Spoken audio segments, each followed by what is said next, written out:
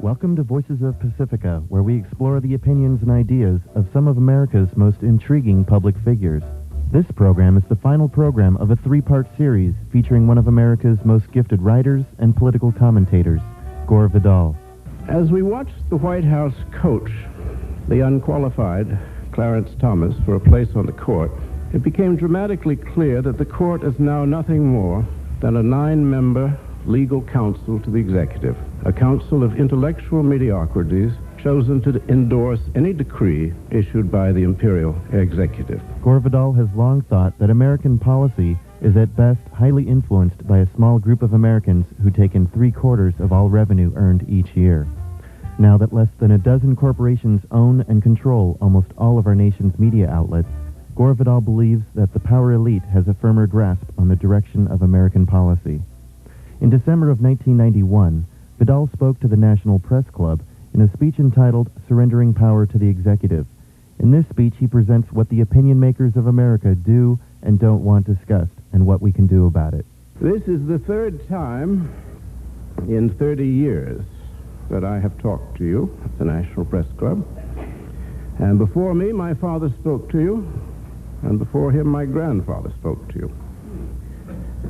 So this is kind of a family affair for me. I grew up in this city. In my day, the capital of the country was approached by highways. Today it is surrounded by a beltway. This is perhaps symbolic of our imperial status. My feelings toward the press club are part affectionate and part irritable. Irritable often at the way you are obliged to present what is supposed to be the news, but is more often than not a fictive world view that the corporate ownership of the country would like us to accept. I have only to remind you of that extraordinary resonant phrase, "The Russians are coming," to recall to you the dangerous and expensive nonsense that we all had to put up with for so very long.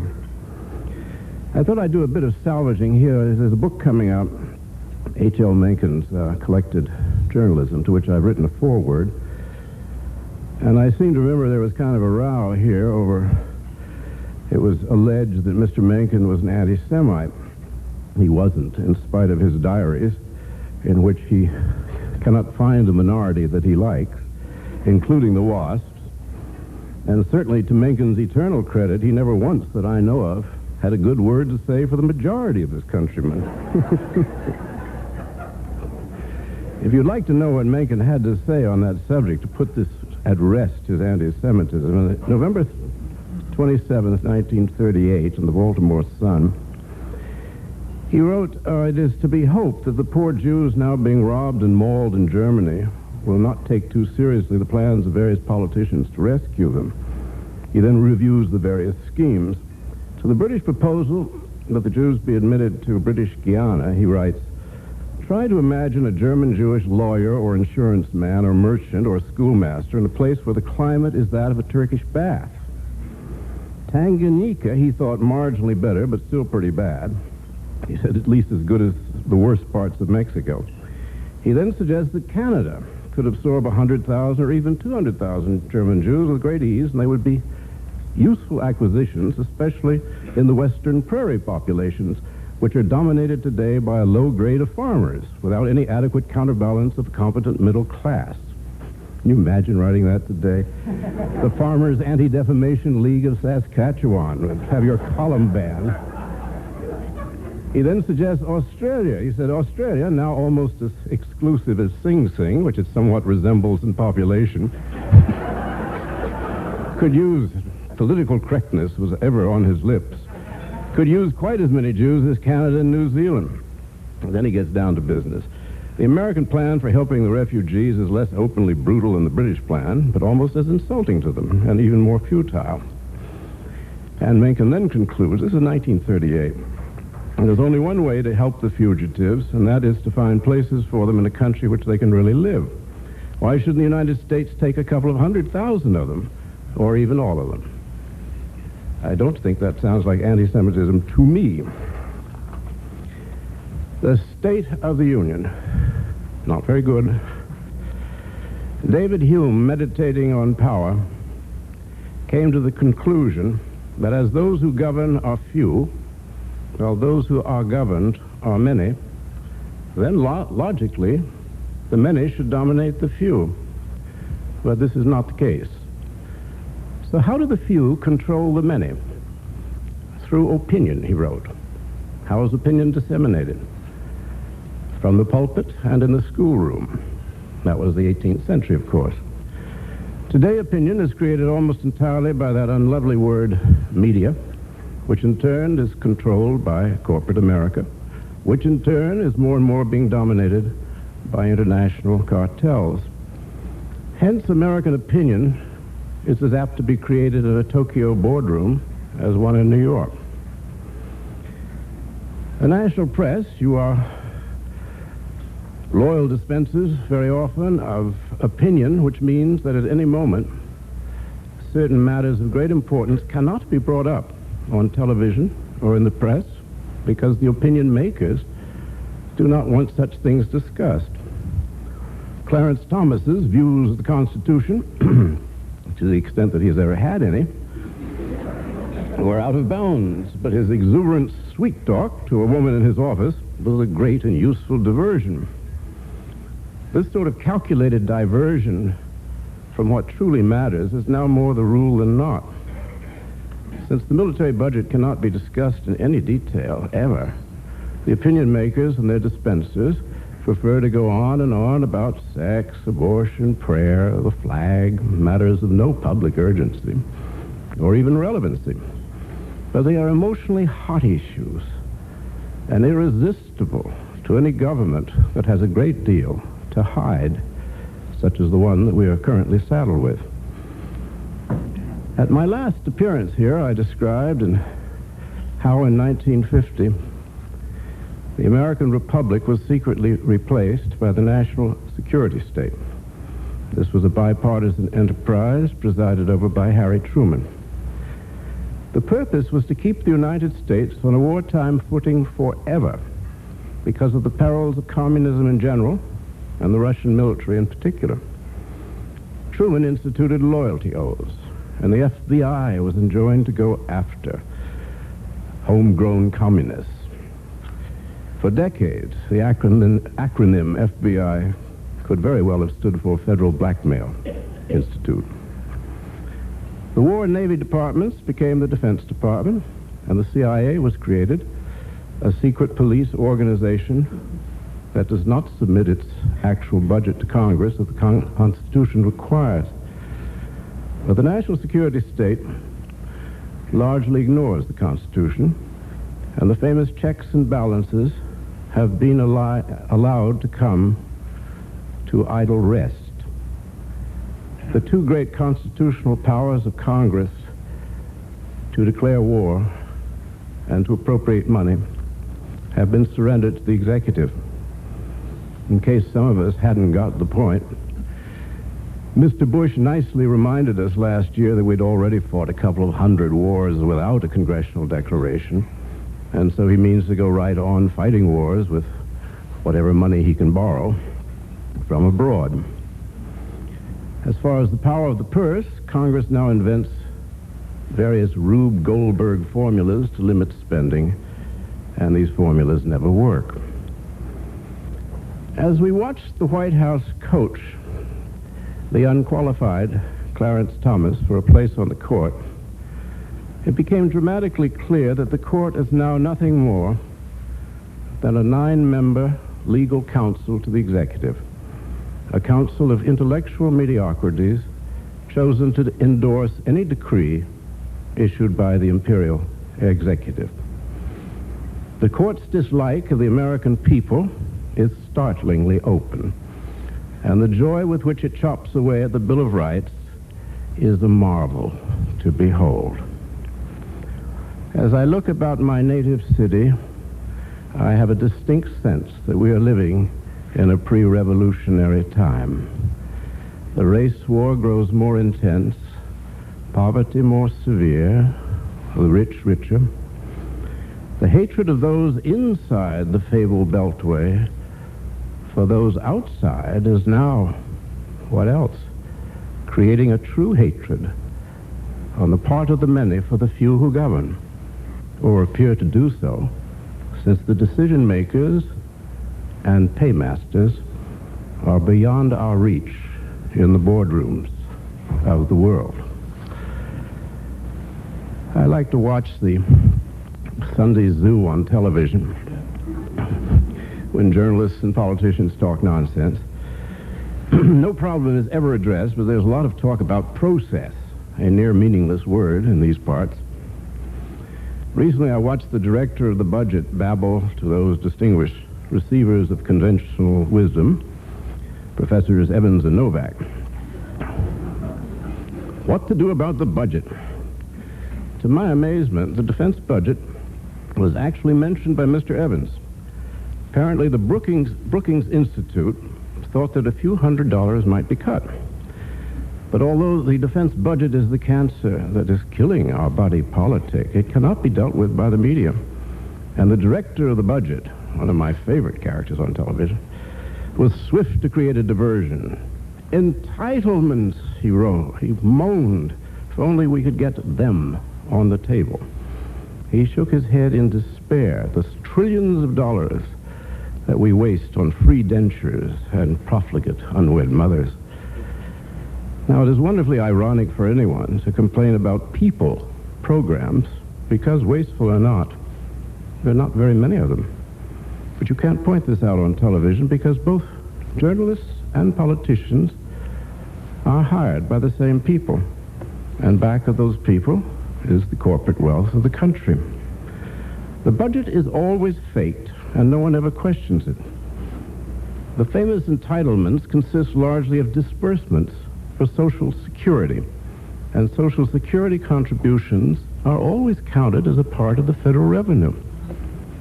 But Social Security is a separate trust fund whose income and outgo has nothing to do with the actual budget. Theoretically, on paper, Social Security is a profitable trust fund. Actually, all of our contributions have been transformed into government bonds. So many IOUs that are not going to be redeemed in any foreseeable American future. Yet why for years now does the government pretend that Social Security payments are part of its annual revenue? Well, they do so because if you took it out of the budget, you would then see that perhaps 90% of the federal income over the years has been spent on war-related matters or on servicing the debt on money borrowed for war. Incidentally, a statistic I have not yet checked, but I just heard that for the first time in 1990, the cost of servicing the debt was equal to the amount of money appropriated for the Pentagon. Although there has been no war declared since 1941, at regular intervals, the National Security Council can be relied upon to create a diversionary light show in Iraq or an illegal invasion of a weak country like Panama. In any case, if you don't count Social Security payments as revenue, Bush is currently spending $1.2 trillion a year while taking in only $800 billion from our taxes. So the real deficit is about $450 billion. That makes the total national debt close to $4 trillion. In 1980, it was a mere $1 trillion. It is true that the Pentagon itself gets less money these days than it used to, but foreign aid, nuclear energy, debt service, payments to the true victims of our wars, our veterans, still account for most of federal expenditures and deficits. I seem to recall that 3 years ago, opinion makers here in town were mildly interested in overruns of the Defense Department. There was to be an investigation, you remember, and John Tower was going to be the point man. He'd be in place to make sure that nothing untoward was discovered. But Cheney got the job instead, and there have been no meaningful investigations on his watch. I love the phrases around here, on my watch. Do you notice how they keep saying, this president? No, this president. I thought at first it was Nancy Reagan who kept talking about this president. They all do. In my day, it was the president. The savings and loan bailout is probably not possible, as the Japanese and the Germans are no longer willing to finance so feckless and corrupt a political and economic system as ours. The entire cost of World War II in current dollars, and that includes service-connected veteran benefits, was about $460 billion. The cost of bailing out the S&Ls will be at least $500 billion, or $40 billion more than the entire cost of World War II. We have been robbed, all of us. It is the commonplace that half of those qualified to vote for president don't vote. Also, that half the adult population never reads the newspaper. No bad thing all in all. Assuming that they could read a newspaper, which is moot, as the public schools now rank last in the first world, while our prison population, symmetrically, is the highest, surpassing at last South Africa and the Soviet Union, or whatever they call it today. We have also passed Iraq and Iran as the #1 executor of minors. Because the ownership of the country has never liked the idea of political parties, we have only one, divided into two sections, the Democrats and the Republicans. Every 4 years, the naive are encouraged to believe that if we can elect a really nice man or woman president, everything's going to be all right. But it won't be. Any individual who is able to raise $25 million to be considered presidential is not going to be much use to the people at large. He will represent oil or aerospace or banking or cut the capital gains tax. The only thing Bush has had to say for 3 years, well, that was the price of getting the money to be elected. Certainly such a candidate will never represent the people of the country, and they know it. Hence the sense of despair throughout the land as incomes fall and businesses fail, and there is no redress. Before the national security state, for those of you my age, was invented, we had something called representative government. It didn't work awfully well, but at least there was some sense that from time to time something might be done about, let's say, the Depression. The sort of thing that now cannot be done by a system where all the public revenues are earmarked for weaponry and war and secret police forces, and now the servicing of some $3 to $4 trillion worth of debt. But enough of gloom and doom and cheerlessness. We are lucky in so troubled a time that we can take pride in the fact that the United States has more lawyers than the rest of the world put together.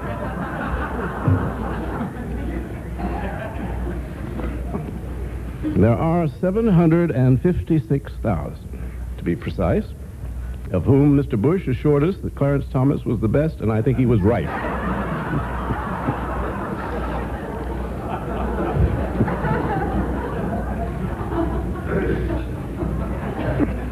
What to do? When we suffer or are exposed to the same miseries by a government which we might expect in a country without government, our calamity is heightened by reflecting that we furnish the means by which we suffer. Government, like dress, is the badge of lost innocence. The palaces of kings are built upon the bowers of paradise. Naturally, you will all recognize those words from Common Sense by Thomas Paine. How do we get rid of this bad government? There is certainly no road back to Eden in any society. And even if we could return, our own Eden was a most mixed affair, based as it was on the enslavement of Africans and the slaughter or deportation of an indigenous population. But until 1950 and our ramshackle world empire, we were improving ourselves. And the generality took part in government while opinion was not so cynically and totally manipulated as now. Since we cannot pay for the empire any longer, we shall soon be coming home. But to what?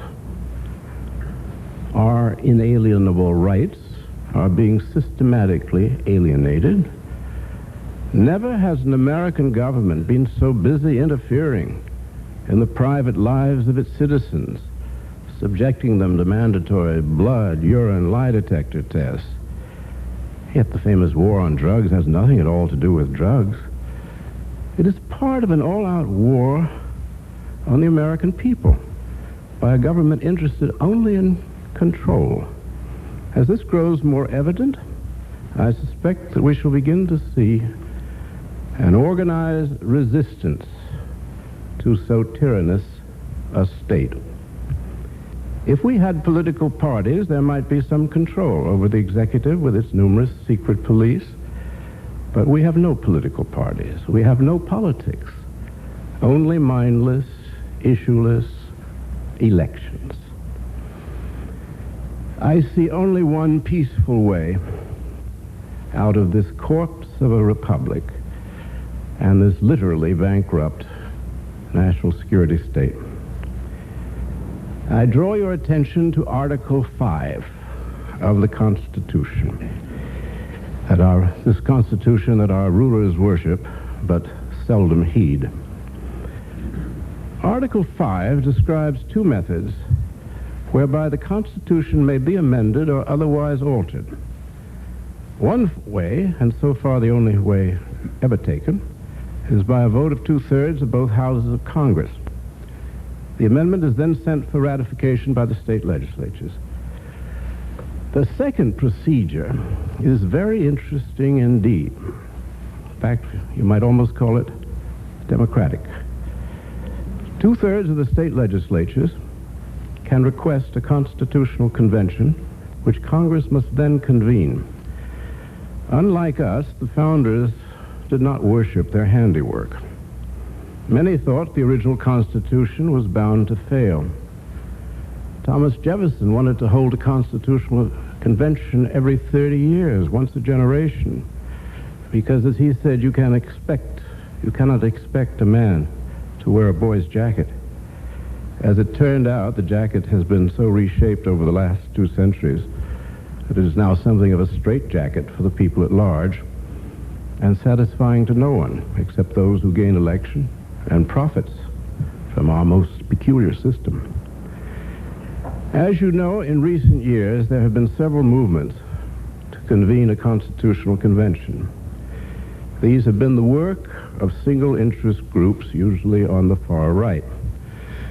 One movement wants to forbid abortion to every woman. Another wants a balanced budget embedded in the Constitution. What is interesting is that in the 1970s and 80s, 32 state legislatures voted in favor of a convention. Many of them cautiously noted that no subject other than, let's say, a balanced budget could be discussed. In 1967, Senator Sam Ervin was so intrigued by Article 5 that he thoroughly researched the subject and he explained the mechanics in Senate Bill 2307. He took the position that as we, the people, are the true de jure sovereign, we, the people, cannot be held to any single issue once we convene our convention. If we so choose, the entire Constitution could be rewritten. At this point, I part company with my friends of the ACLU, who for once are more pessimistic about our people than I. Oh, the first thing they will get rid of is the Bill of Rights, the liberals moan.